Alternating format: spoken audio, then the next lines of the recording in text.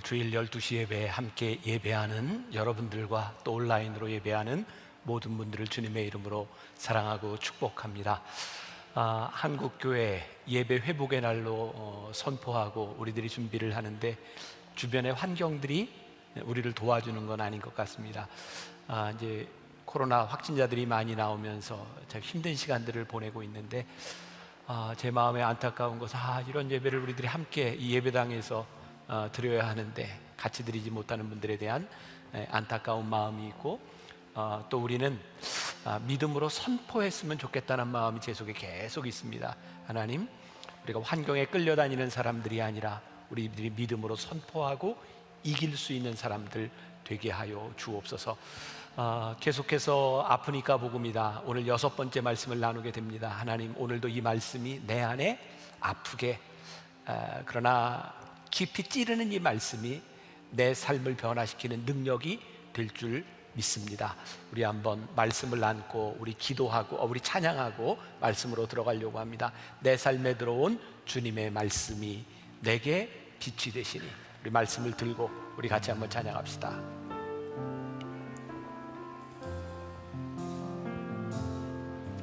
내 삶에 들어온 주님의 말씀이 내게 빛이 되시니, 내 삶의 어두운 절망 가운데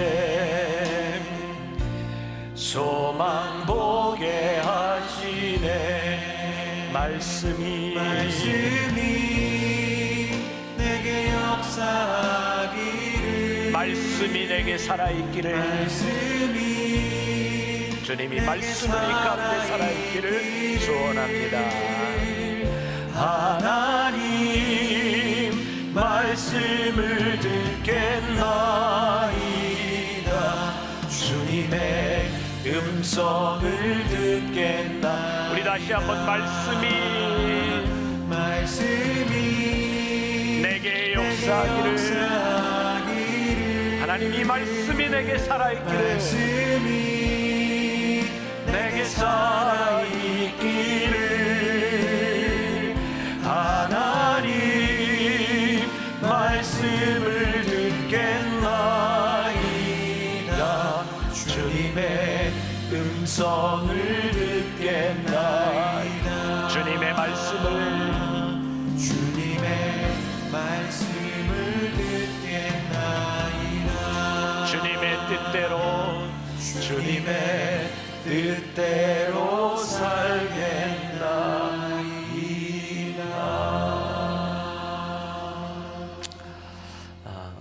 아프니까 복음이다. 오늘 말씀의 제목 보겠습니다. 뭐라고 되어 있나요? 제목이 겉만 깨끗한 자에게 화가 있으리라. 예수님께서 계속해서 7화 선언 가운데 오늘 5번째 말씀으로 겉만 깨끗한 자들, 서기관들과 바리새인들을 향하여 화 있을진저 라고 말씀하고 있습니다. 지난주에도 제가 여러분들에게 물었습니다. 영화 곡성의 한 대사였죠. 무엇이 중한디? 자, 오늘 겉과 속 둘 중에 무엇이 중한디? 당황스럽습니다 제가. 오늘 겉과 속 중에 무엇이 중요한지 오늘 예수님께서 우리들에게 주시는 말씀을 함께 나누어 보려고 합니다.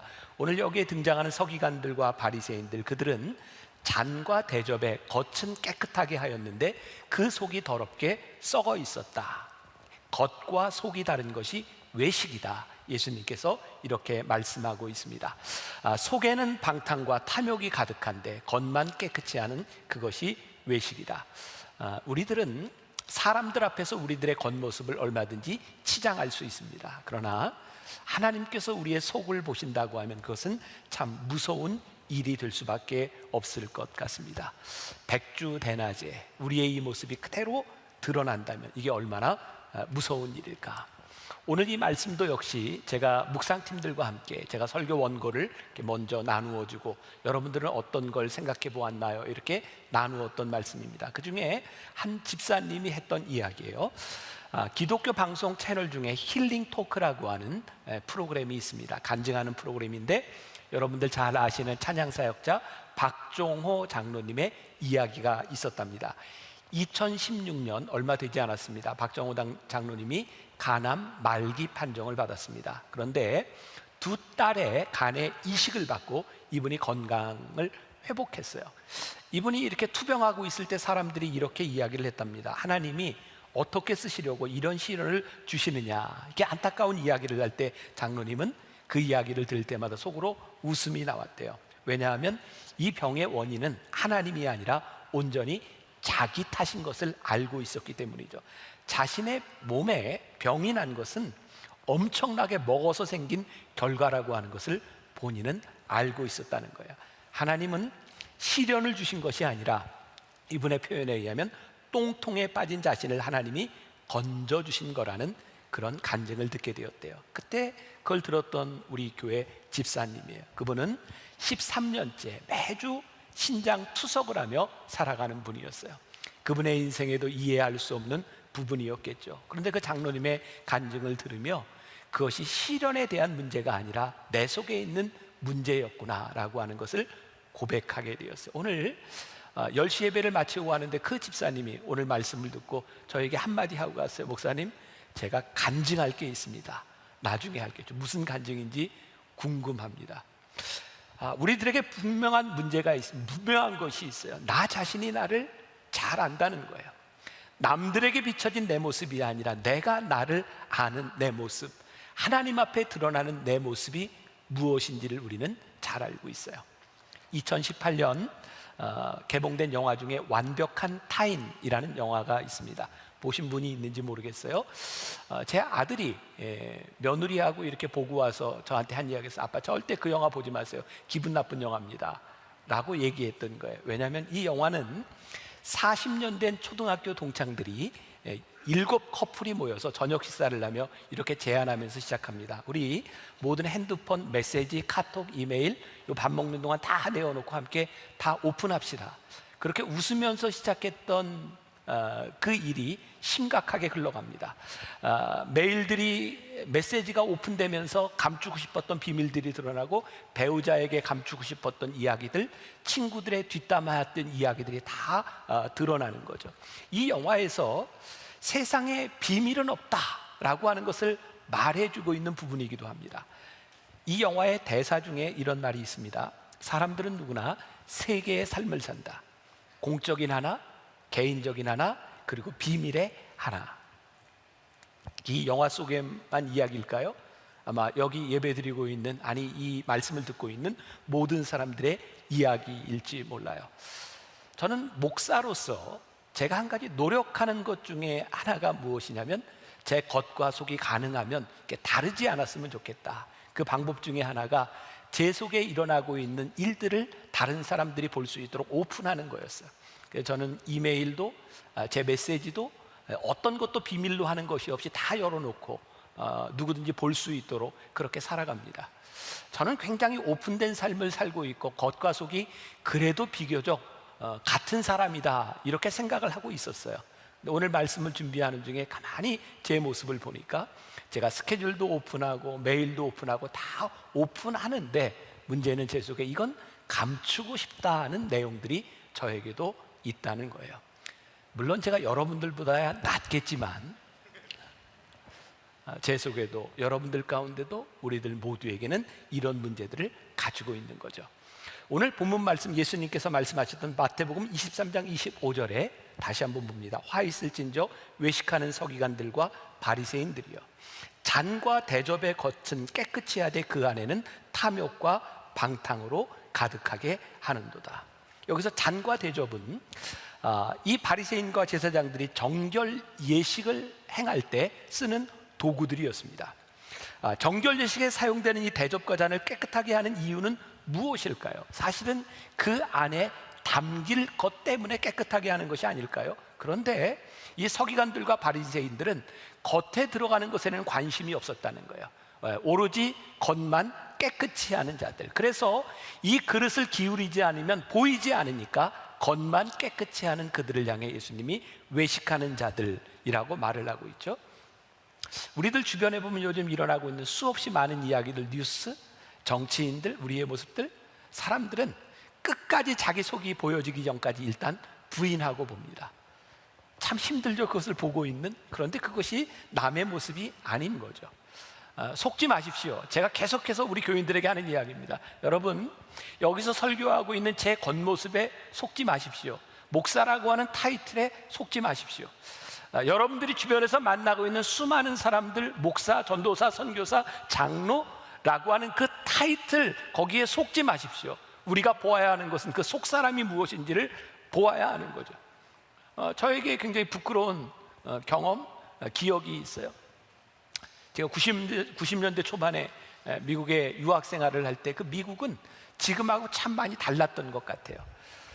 제가 신학교에 대학원에 들어가서 공부를 할 때 어느 날 제가 공부를 하고 밤늦게 집으로 갈 때였어요.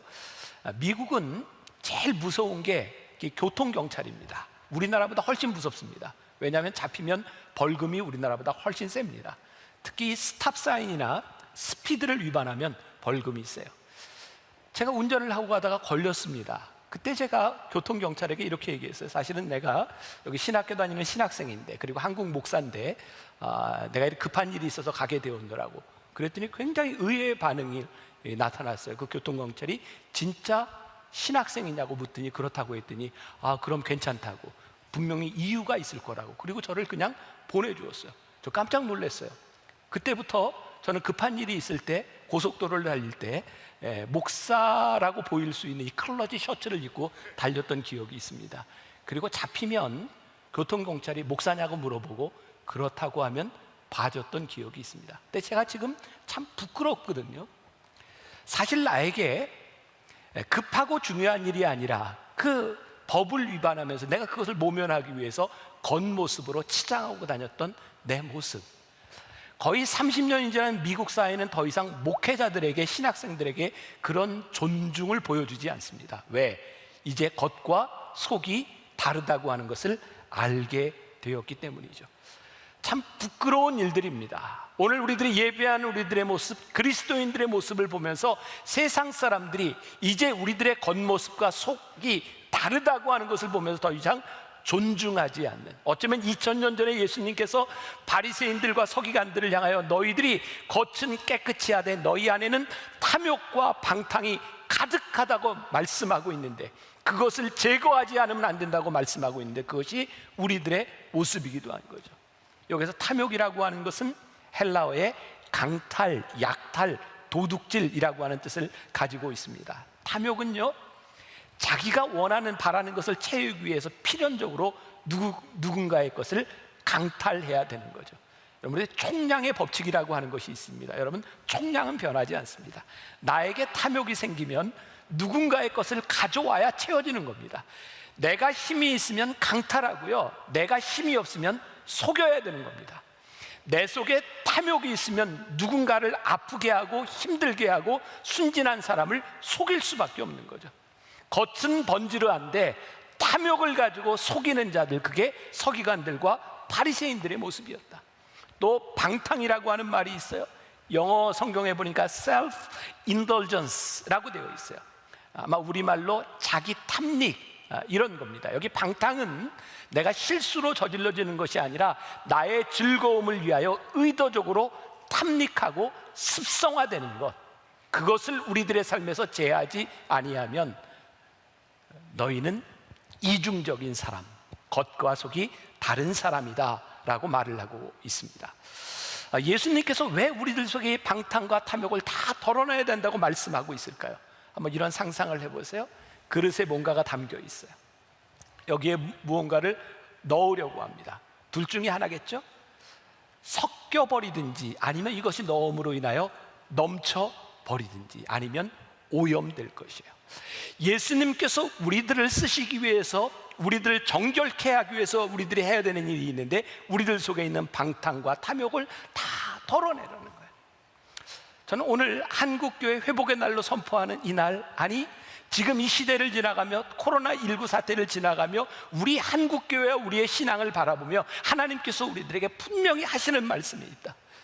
내가 성령으로 너희들을 채우고 너희들을 새롭게 하기 위하여 너희들 속에 있는 방탕과 탐욕을 덜어내라. 내가 그 너희를 덜어내지 않으면 내가 너희를 쓸 수 없다. 그리고 제가 말씀을 준비하며 저에게 이렇게 그려지는 이렇게 상상 같은 거죠. 하나님, 우리가 하나님 앞에서 우리의 더러운 것들을 덜어내는 회개의 눈물, 그 눈물과 함께 우리들이 씻겨나가지 않으면 하나님 이 한국교회와 우리 그리스도인들 하나님의 사람을 하나님이 쓰실 수 없다고 하는 것이 얼마나 큰 비극인지 알 수 없습니다. 마태복음 6장 24절에서 예수님께서 이렇게 말씀하셨어요. 한 사람이 두 주인을 섬기지 못할 것이니 혹 이를 미워하고 저를 사랑하거나 혹 이를 중히 여기고 저를 경히 여깁니다. 너희가 하나님과 재물을 겸하여 섬기지 못하느니라. 예수님이 뭐라고 말씀하세요? 너희들 마음속에 두 마음 품을 수 없어. 야고보서 3장 10절에서 이렇게 말씀하고 있어요. 한 입에서 찬송과 저주가 나오는도다. 내 형제들아, 이것이 마땅하지 아니하니라.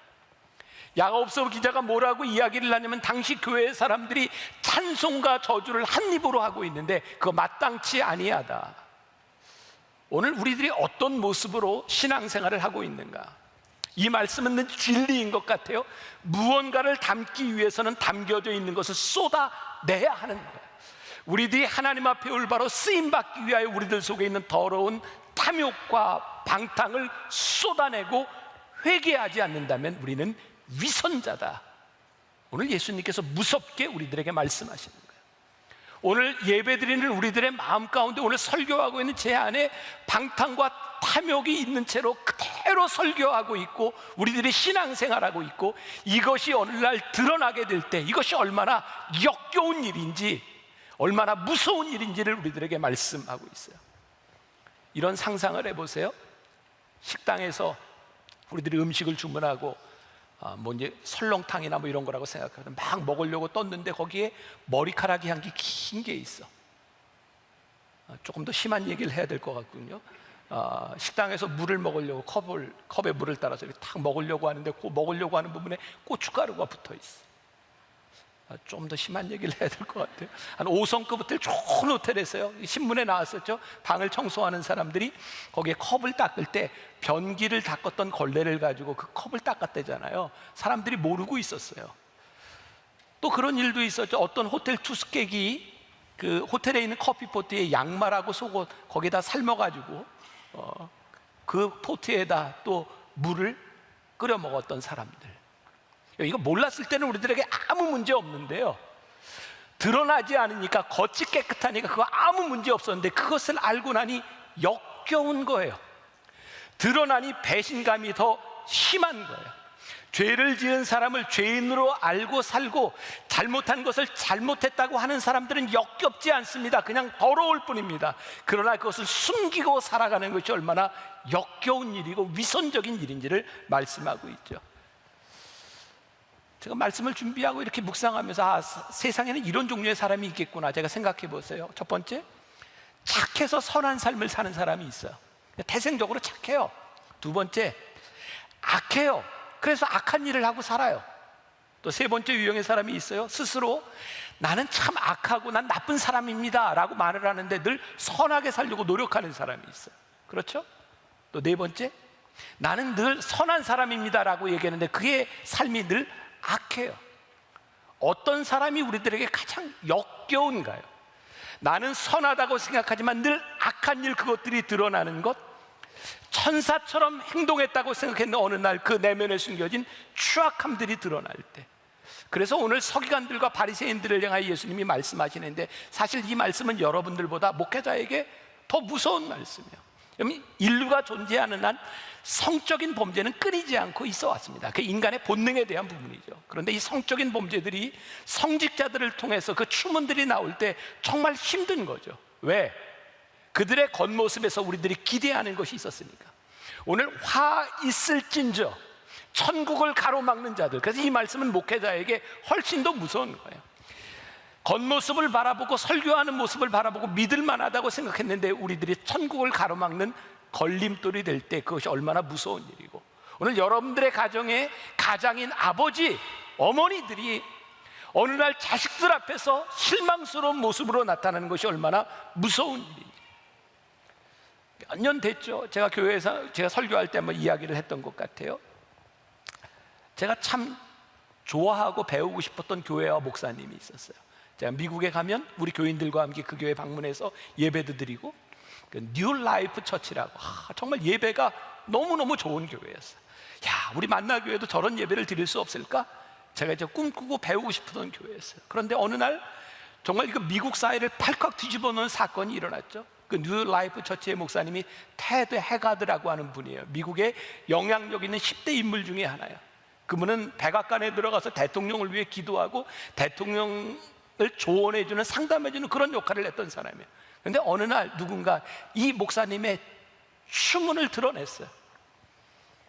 동성연애자 매춘부가 이 목사님에게서 받았던 돈 영수증을 가지고 와서 이 목사님이 자기 매춘을 냈다고, 동성연애를 냈다고 밝힌 일이었어요. 그런데요, 더 아픈 것은 이 사람이 얼마나 보수적인 사람이고 설교 시간에 동성연애를 하는 사람들에게 지옥에 간다고 이야기하는 사람이었는데, 그 설교를 듣고 있던 이 매춘부가 이 목사님에게 받았던 그 돈 영수증을 가지고 밝혀버린 거예요. 세상이 발칵 뒤집혔어요. 세상을 힘들게 하고 우리 크리스찬을 힘들게 하고 세상을 힘들게 했던 이유 가운데 하는 이분이 하는 이야기가 번지르했기 때문이죠. 근데 저는 이런 질문을 던져봅니다. 그 뉴 라이프라고 하는 처치가 정말 거짓으로 다 둘러싸인 그런 교회였을까요? 그 교회에서 예배를 드렸던 그 뜨거움과 그 예배의 그 강렬함들이 거짓이었을까요? 전 그렇게 생각하지 않습니다. 이 목사님도 목사가 되었을 때 그분의 삶에 간증이 있었을 거고 신앙 고백이 있었을 거고, 그 교회도 역시 신앙 고백이 있었을 것이라고 생각합니다. 문제는 우리의 믿음과 우리의 신앙 고백이 한 번으로 끝나버리는 거죠. 여러분, 우리의 믿음과 우리의 신앙 고백이 끊임없이 죄를 이기지 못하면 우리들은 어느 순간에 그런 위선적인 사람이 되어 있을지 모른다는 거예요. 이 바리새인들과 사두개인들, 율법학자들, 그들도 역시 하나님의 말씀을 아는 자들이었고 하나님의 말씀을 따라가는 사람들이었어요. 그런데 어느 날 보니 그들의 더러운 모습들이 드러나 있는 거예요. 그래서 사도 바울이 그의 사역 가운데 늘 고민했던 것이 뭐냐면, 내가 평생을 하나님 앞에 헌신하며 살다가 마지막에 내가 버림받는 자가 되면 어떡할까? 사도 바울이 그의 영의 아들 디모데에게 이렇게 편지를 합니다.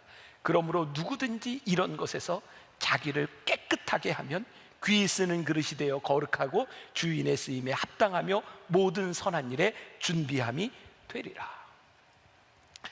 한 번의 신앙 고백, 한 번의 믿음으로 끝나는 것이 아니라 이런 것에서 자기를 깨끗하게 하기 위하여 끊임없이 자기를 바라보는 것. 제가 참 좋아하는 말이 있습니다. 자기 성찰이라는 말이에요. 이게 단순한 그런 현학적인 말이 아니라 하나님 앞에서 자기 성찰을 한다는 것, 하나님 앞에 우리들이 서는 시간을 갖지 않으면 우리의 삶이 얼마나 쉽게 타락할 수 있는지 몰라요. 하나님 앞에 우리들이 서지 않으면 우리들의 죄가 보이지 않아요. 그게 무서운 일이에요. 제가 하박국 말씀을 가지고 여러분들과 함께 2주 동안 말씀을 나누고 기도하려고 하는 건 Pray on. 그래서 우리들이 기도합니다. 이 시대의 어려움과 한국교회의 어려움과 우리들의 모습을 바라보며 하나님 앞에 우리를 비추어 보지 않으면 하나님이 더 이상 우리를 쓸 수 없다고 하는 것이 얼마나 무서운 일인지 몰라요. 오늘 말씀을 우리들이 적용해 봅시다. 제가 이렇게 한 문장으로 이야기할 수 있을 것 같아요. 여러분, 포장에 속지 마십시오. 오늘 신앙인들과 세상 사람들이 범하는 가장 큰 오류 가운데 하나가 자신의 그릇을 닦는 일, 그 포장하는 일들에 심혈을 기울인다는 거예요. 이번 코로나 때문에 모든 가정에서 택배를 참 많이 받았을 겁니다. 그렇죠? 저도 제 아내가 얼마나 택배를 많이 이렇게 주문해서 오는지 일주일에 몇 번씩 와요. 이제 모든 걸 택배로 이렇게 붙여옵니다. 근데 택배 이 상자를 볼 때마다 궁금해요. 상자를 보면 굉장한 게 있을 것 같은데 아무것도 아닐 때가 참 많거든요. 가끔 우리들이 포장을 이렇게 뜯으면서 그런 생각할 때가 있죠. 이건 포장이 반값이네, 반이네. 우리 실망스러운 거죠. 사실은 포장이 중요한 것이 아니라 그 속이 무엇인가가 중요한데, 우리는 자꾸 포장하는 일을 하는 거예요. 오늘 말씀에 적용하십시오. 여러분, 우리 주님께서 오늘 우리들에게 말씀하시는 것이 여러분들의 겉모습이 중요한 것이 아니라 여러분들의 속사람이 중요하니 그 속이 무엇인지를 구별하는 사람이 되십시오. 그래서 하나는 오늘 이 바리새인들과 서기관들과 율법학자들을 향하여 말씀하셨던 것처럼 여러분, 지도자로 불리우는 사람들의 속과 겉을 구별하도록 하십시오. 예수님 당시에도 거짓 선지자들이 있었어요. 그래서 예수님께서 마태복음 7장 15절에서 이렇게 경고하세요. 거짓 선지자들을 삼가라. 양의 옷을 입고 너희에게 나아오나 속에는 노략질하는 일이라. 거짓 선지자들이 뭐를 했는지 아세요? 양의 옷을 입고 나와서 너희들을 잡아먹는 이리가 되었다라고 말씀하고 있거든요. 자, 다시 말씀드립니다. 여러분, 신앙생활하면서 지금 설교하고 있는 김병삼 목사라고 하는 목사의 타이틀, 설교하는 설교자라고 하는 타이틀에 속지 않도록 조심하라는 거예요. 믿지 마세요. 여러분들 주변에 있는 성직자들 겉모습을 보고 믿지 말라는 겁니다. 여러분들이 보아야 하는 것이 뭐냐면 그들의 속사람을 볼 수 있어야 한다는 거예요.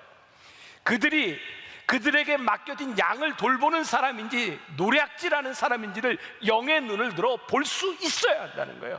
지금 우리들 주변에 그렇게 속아 넘어가는 사람이 얼마나 많은지, 그러려면 여러분들이 분별할 수 있는 믿음, 여러분들이 분별할 수 있는 신앙, 하나님 앞에 여러분들의 영이 깨어져 있지 않으면 여러분들이 분별할 수 없는 거예요. 포장에 속지 마십시오. 그게 목회자든 성직자든 장로이든 여러분들이 구별할 수 있는 사람이 되는 것 너무너무 중요한 일이에요.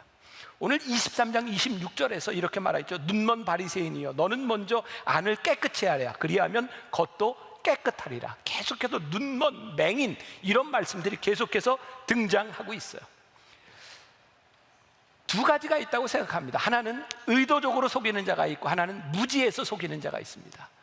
여러분, 우리 이거 구별할 줄 아는 신앙인들이 되어야 되는 거예요. 두 번째, 오늘 이 말씀이 다른 성직자들이나 다른 사람들에게만 향하는 것이 아니라 우리들의 내면으로 향해져야 돼요. 첫날 여러분들에게 이런 말씀을 드렸어요. 이 칠화 선언이 예수님께서 바리새인들과 서기관들을 향하여 말씀하고 있지만 사실은 이 말씀을 듣고 있는 모든 청중들을 향하여 말씀하고 있다. 바리새인들과 서기관들에게 하고 있는 말씀이 오늘 말씀을 듣고 있는 여러분들 모두에게 해당되고 있다. 여러분, 우리들이 얼마나 겉을 포장하며 우리들의 속사람이 어떤 것인지를 하나님 앞에 성찰하고 회개하라는 거예요. 예수님께서 칠화 선언을 무섭게 말씀하시잖아요.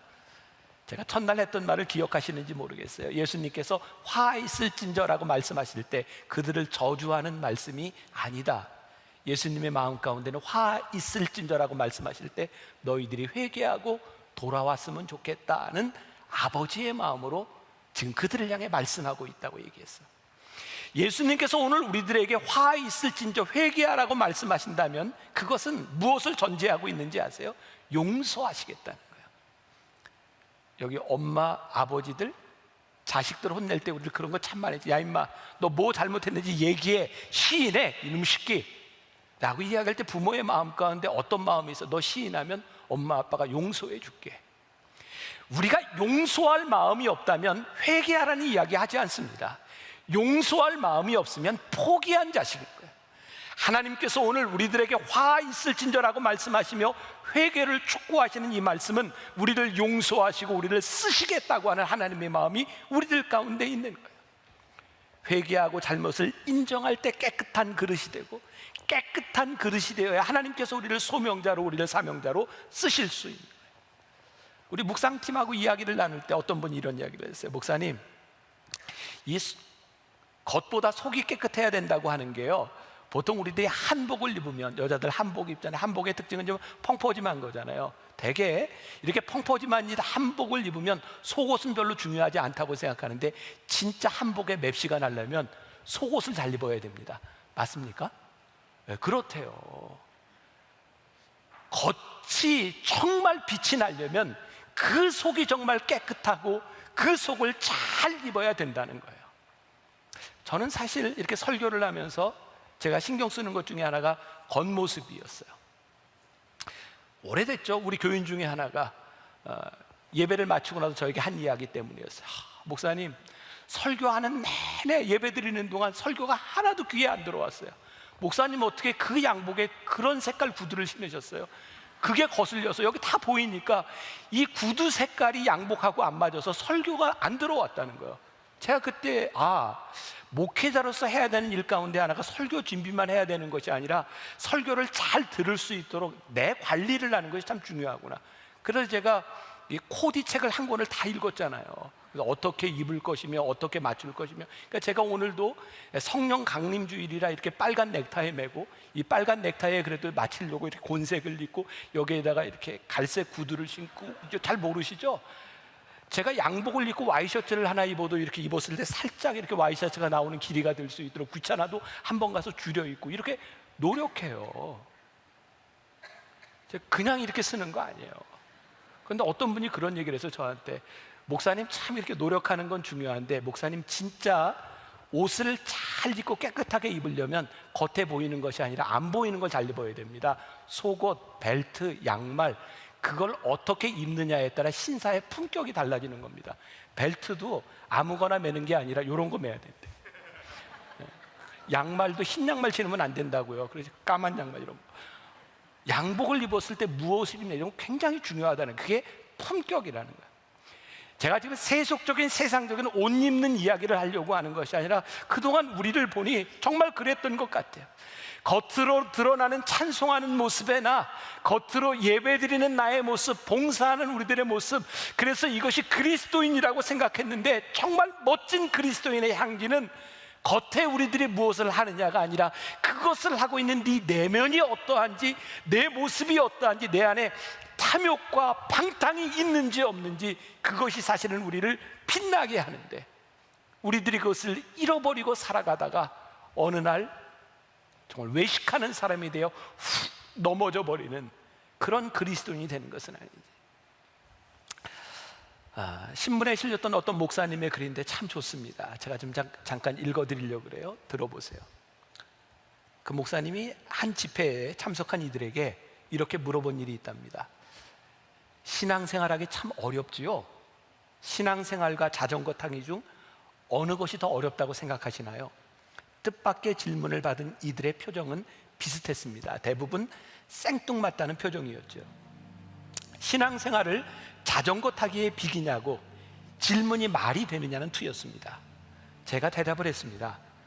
저는 자전거 타기가 더 어렵다고 생각해요. 자전거는 페달을 계속 밟지 않으면 넘어지거든요. 대번에 티가 나거든요. 그런데 신앙생활은 열심히 하지 않아도 별로 티가 나질 않아요. 그런 점에서 자전거 타기가 훨씬 어려운 것 아닐까요? 그제야 공감하겠다는 듯 빙긋 웃으며 고개를 끄덕였습니다. 굉장히 공감했어요. 여러분, 우리가 신앙생활을 하다가 잠시 쉬어도 쉽게 표가 나지 않습니다. 이미 직분 받은 거 가지고, 내가 그동안 해왔던 거 가지고 우리들을 얼마든지 포장할 수 있습니다. 그런데 어느 날 하나님 앞에 썩은 우리들의 모습들이 드러나게 될 때 참 무서운 겁니다. 우리들이 한 번 받았던 은혜와 우리들이 한 번 가졌던 믿음의 고백으로 우리의 신앙생활이 되는 것이 아니라, 우리들이 하나님 앞에서 내 속이 어떠한지, 내가 하나님 앞에 어떤 존재인지, 하나님 앞에 어떤 신앙을 가지고 살아가고 있는지를 자기를 성찰하지 않고 하나님 앞에 서지 않고 회개하지 않으면 하나님이 우리를 쓰실 수 없다는 거예요. 제가 말씀을 마치며 제가 이렇게 짧게 그냥 기도를 좀 썼습니다. 여러분들에게 제가 기도를 읽어드립니다. 주님, 무엇보다 우리의 겉모습보다 속사람이 우리 앞에 정결하게 서기를 원합니다. 우리의 죄를 가지고 나와 변론하자고 하셨습니다. 널리 용서하여 주시리라 말씀하셨습니다. 부끄럽고 힘들지만 담대히 주님 앞에 우리의 더러움을 가지고 나올 수 있는 용기를 주옵소서. 회개가 한 번으로 그치지 않게 하시고 주님 앞에서 우리를 돌아보는 신앙의 페달이 멈추지 않게 하여 주옵소서. 행여나 표시가 나지 않는다고 멈춰버린 신앙의 여정 가운데 죄악이 흘러나오지 않도록 하여 주옵소서. 행여나 지금 예배드리는 우리의 겉모습으로 인해 가려진 내적 자아가 삐뚤어지고 썩어져 가고 있는 것은 아닌지 두려운 마음으로 살피게 하소서. 오늘 성령 강림절입니다. 우리가 성령님 도와달라고, 주성령님 오늘 우리들에게 오셔서 그 거룩함으로 날 채워달라고, 날 고쳐달라고 우리들이 간구하는 마음으로 찬양하고 기도하면 좋겠습니다. 주성령님 오소서.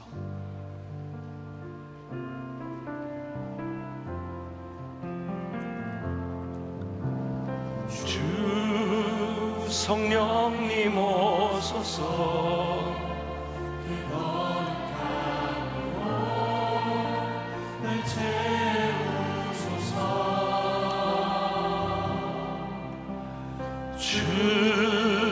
성령님 오소서. 그 거룩함으로 날 채우소서. 날 고치소서. 씻으소서. 새롭게 하여 주소서. 주여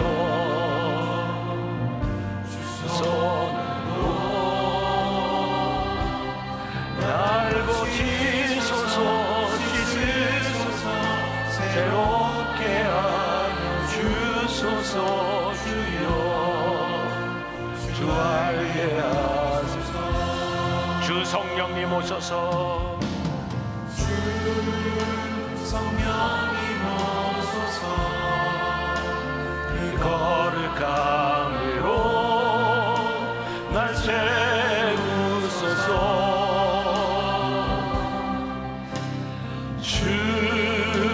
성령님 오소서. 이 거룩함으로 날 채우소서. 날 고치소서. 씻으소서. 새롭게 하여 주소서. 주여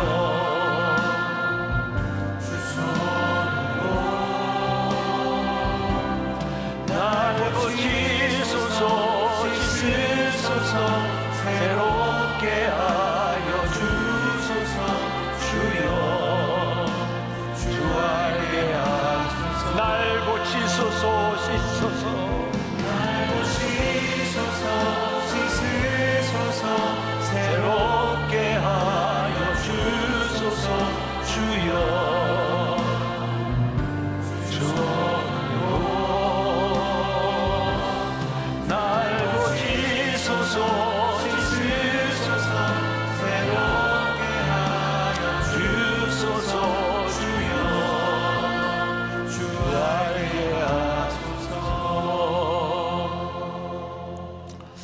서기관들과 바리새인들을 향하여 위선자들이라고 화 있을진저 무섭게 질책하셨던 주님의 음성이 우리의 마음속에 들리는 것 같습니다. 너희들이 겉은 깨끗이 하되 속은 썩어 방탕과 탐욕으로 물들어 있구나. 이 외식하는 자들이요, 어쩌면 우리들의 모습이, 하나님 앞에 예배하러 간 우리들의 모습들이 겉은 번지르하지만 하나님 앞에 썩어져 있는 우리의 내면은 아닌지 돌아보게 하여 주옵시고, 주님, 우리의 약함을 고백합니다. 말씀대로 뜻대로 우리들이 깨끗하게 살고자 하지만 우리의 정욕, 우리의 욕심으로 인하여 무너지고 쓰러질 때가 많이 있습니다. 그래서 우리가 기도합니다. 성령님 도와주세요. 날 고쳐주세요. 날 씻겨주세요. 날 정결케 해주세요. 우리 한국교회가, 우리 성도들이, 우리 만나교회가 하나님 앞에 진정으로 다시 한번 쓰임받게 하여 주옵시고, 회개의 눈물을 흘리는 우리로부터 새로운 역사가 일어나도록 하나님 우리를 붙잡아 주시고 함께 하여 주시기를 간절히 소원합니다.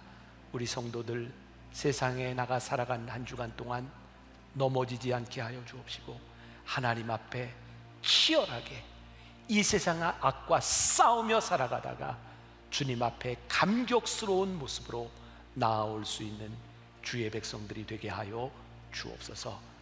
예수님의 이름으로 기도합니다. 아멘.